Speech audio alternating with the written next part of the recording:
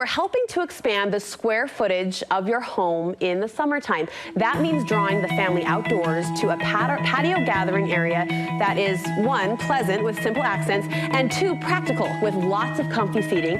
Sarah Quilter is an event planner bringing her talents to the average homeowner's sea of gray cement, that space otherwise known as the patio. It's so good to see you. Gaul, when you describe it like that, a sea of gray cement, that sounds really exciting, doesn't it? I know, it kind of sounds blah. And I think it can be easy to just always think, there's our patio. Go sit out there, whatever, not really put the money or the time into it. Throw a few plastic chairs, it does the camping job. chairs, that is at our house. We have the fire pit and the camping chairs, 3 of them, and there's 7 of us. What more could you need? Roast some marshmallows and that's it. But I think you appreciate it. Just like in your house, you just appreciate when it looks nice. You appreciate when there's some color and it's fun and it's pretty. And then you kind of find yourself wanting to invite people over as well, because you think, this looks okay. I think I can invite some people over. Opens your mind to entertaining. Yes. Well, here's what I love about your ensemble, and this is a sheer compliment, because sometimes we open up the catalogs like Pottery Barn or Ballard Design. We're staring at $5,000 worth of furniture, tons of pillows, tons of drippings. You've kept it very clean, very simple, very minimalist. Very minimalist. And that's my compliment. I love it. Thank you.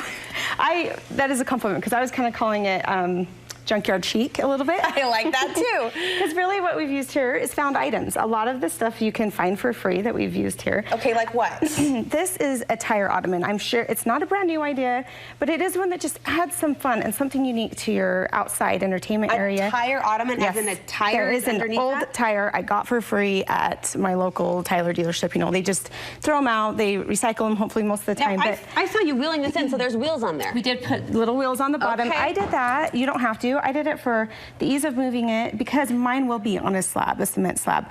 If they're just going to be sitting in the grass, they'll probably just sink more than anything. Not needed. They can sit flat. But I put the tires for a little more height, a little more character, and just so they move easily around. And it's just covered with rope that I got at Home Depot. You've got a tutorial for us coming up. Before we get to that, what's the other DIY here you have your eye on? Over here is the cinder block planter. This is cool. And easy and very inexpensive. Well, come on over here. Sure, sure. These cinder blocks you can get for under $2 a piece. Okay. This is a very small grouping. You can really just use your imagination. If you have something kind of you want to cover in your home or outside that you don't really love the look of, but you don't want to do a raised garden bed or anything like that, this adds height and dimension and fun and color. Have you affixed them or adhered them? They are heavy. They are heavy. They're stacked. Yes. They're sturdy. They are just sitting on top of each other, just as they are. So you can move them, rearrange them. Obviously, I have them painted in a way that's, the most pleasing to the eye that way. But you can leave them gray if you want to, but it's a fun way you can paint them any color. Our producers are dying over your paint job. The way you've done that modern, geometric, very cool. The color combination, too. Again, simple, minimalist. Yeah. It goes with anything. So if your style out here changes, your colors, this will stay the same. And you know what? You get a can of spray paint if you don't love it anymore and redo it. It's really did you spray these then? Yep, just spray painted. I put blue painter's tape for my pattern, and I didn't measure anything out. I wasn't being, super particular. So you stacked them first. I stacked them how I wanted them. Taped them up. Taped them, and then just went ahead and sprayed. Just covered. And it takes the paint well? Does it take a lot of paint? It right in. Okay. It does not. I used less than half a can for all of this. And I'm applauding you for going brave with the black in summer. But I love black. It's a good basic, like you said. It is, yes. And it makes those plants just pop. Yeah, the green against the black is really fun. And you can do droopy, you can do more succulents, you can do anything. I've mentioned before, I have a black thumb. I will probably kill these things and end up putting fake succulents in there, to be honest. But for now, they're pretty and alive. Hey, be optimistic. Be positive. Come on. A black thumb can turn green any day of the week, right? You know what else I appreciate about this? It kind of gives you the structure, so it can help shape your space a little bit. You can make it into a corner piece, too, if you kind of wanted to box in an area or do anything that way. You can round them out. There's so many options to do with them. You could turn it into, if you wanted to get bigger, a bench and then have the back be flowers. Yes. All right, Miss Black Thumb, I'm going to ask you here, how did you go about planting these guys? I'll show you right over here. Yes. Okay. Simple. I honestly... It's almost embarrassing how simple it is.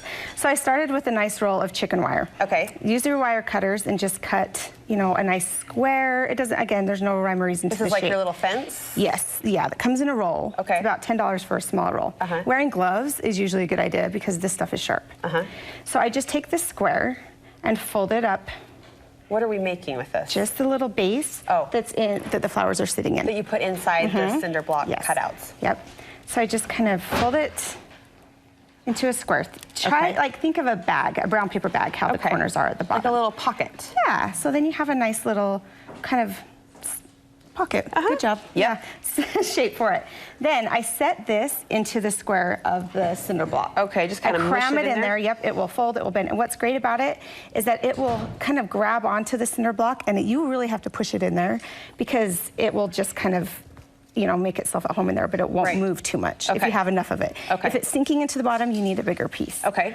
Then I take my plant out of the plastic container that I bought it in, and I simply take it out, set it in here. What is that? This is weed barrier. Oh, I should know. But it does have, sorry. Yes. No, it shows you how much I garden. No. Black thumb to black thumb. Yes. What is that? It probably has a more technical name even than weed barrier. I just set that right in there. I didn't add any extra dirt or anything to it at that point. Kind of folded it up in there. Okay. And then you put the plant and everything right inside when it's in the cinder block, just like so. Okay. Then you can add your dirt and stuff on here. This will drain. You can add rocks to the bottom if it's going to be a more stationary item. You can add rocks or something to the bottom, but this will drain just perfectly. Handy dandy. And you can change it out as often as you want. And the goal is the plants will root, they will flourish, they will grow. Let's hope. Hey, I think it's awesome. All right, let's go back to the DIY rope ottoman if we can. Show us how you pulled that off. Okay, so like I said, this was just a free tire I got. See the nail here? That's why it was free. Just damage, it doesn't matter. Any size tire. Now, the size of the rope that you get will make just a little bit of a difference in the size. I opted for a thicker rope. You can get thinner. You can get nylon rope even if you like the sheen. There are different colors. Okay. You can even paint a pattern on there once it's on if you want to. Paint a pattern on the rope? Yeah, like on the ottoman, just kind of like I did here, if you wanted some geometric shapes or if you want to paint the whole thing. Shapes. Yes, cool. Anything. So that's the rope that I chose. This runs at Home Depot, this runs about 65 cents a foot. So this one's a little pricier, but you can get it for 20 cents a foot, depending on the thickness and the type of rope. Okay. So then we just cut, and I say we, my husband. Thank you, we. Thanks, we. Yeah. We cut this wood just to the shape of the tire. Okay. So where it kind of comes flat. After it's cut to the shape that you want, you just drill a couple screws in here. I think we did 4. And it's stable like that. Screwing it to the tire? Right into the tire. It'll hold. It's perfect that way. Okay, just all the way through the rubber then. Yep, and it holds amazingly. Now, this is the part it helps if you have someone to help you with it, but you don't need it. Once again, call in the we. Call in the we, and make sure you like the we because you're going to be with them for a minute. Oh, it's going to be a project? It's not hard. It's just time consuming. Okay. All I did was put a nice big glob of hot glue in the middle. Sat this coil right in the middle here. Hot glue will do it? Hot glue. Okay. And you want to let it have time to dry. So we coil it up a little bit, and then just once we have a nice tight coil there, we set it right down into the glue and hold it. This is the most important part, is the beginning. You want it to hold and stick really well. So don't cheat, don't rush that beginning. Just sit and talk. Twist. Make it a date night. Turn on a movie. Some conversation going. Watch some Studio 5. I mean, that's romantic. Exactly. Okay. And then you just keep going. You add the little droops here and there. You just keep going with the glue. And you just keep going until you get to the bottom. Nice. Once you're at the bottom, you go, we went right under. We didn't coil all the way on the wood on the bottom, but we did put this on the underneath side to kind of give it a nice finish Another look. thing of wood. And it stabilizes it a little bit more. And you're then just continuing to wrap all the way around the tire, all the way down the sides, glue, glue, glue. Yes. The results are amazing. How did you get your seams so perfect? Just holding it tight. As you coil it, just hold it tight.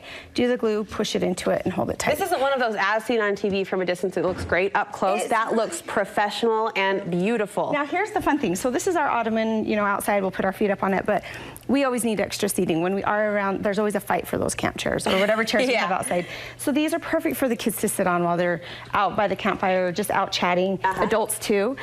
This rope that I chose is not the most comfortable. It is a little bit of a rough. Yes, rustic. It's nice to look at, maybe not nice to sit on.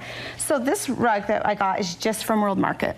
They have, I think, 5 or 6 different colors. It's like it was made for this. It is. Yes. You just plop that right on. Look at that. And it's a soft little cushion seat. It's an adorable soft little cushion seat. How many wheels did you put on the bottom? I put 4. 4, and they're round. Any type of wheel will work. You could even do pegs if you want it, you know, more stationary, not rolling around. Really just use your imagination with it. Make it yours. Like I said, you could paint it. I think that would be so fun. Spray it and then have that rustic look where the rope shows through a little bit. 2 great DIY projects from the awesome Sarah Quilter to help us dress up our otherwise boring patios, make that outdoor entertaining space feel a little more designed, a little more thoughtful, a little more comfortable. Thank you so much. We get projects like this from all the time from you on Instagram. Yes, all the time. I'm always kind of, this show helps me a lot with that. They kind of give me that little push, but I love to kind of think of something unique and fun that maybe people think I can actually do that. It's not just a click on their Pinterest board. And we're celebrating design services that you're offering now. Yes, I am. I know. I'm so excited. My website is pretty much done. It's there. I still have some posts to make on there. It's it's designbysarahbeth.wordpress.com. Okay. Sounds great. Congratulations on that. Thank you. We'll link you over to her website from our website, studio5.ksl.com.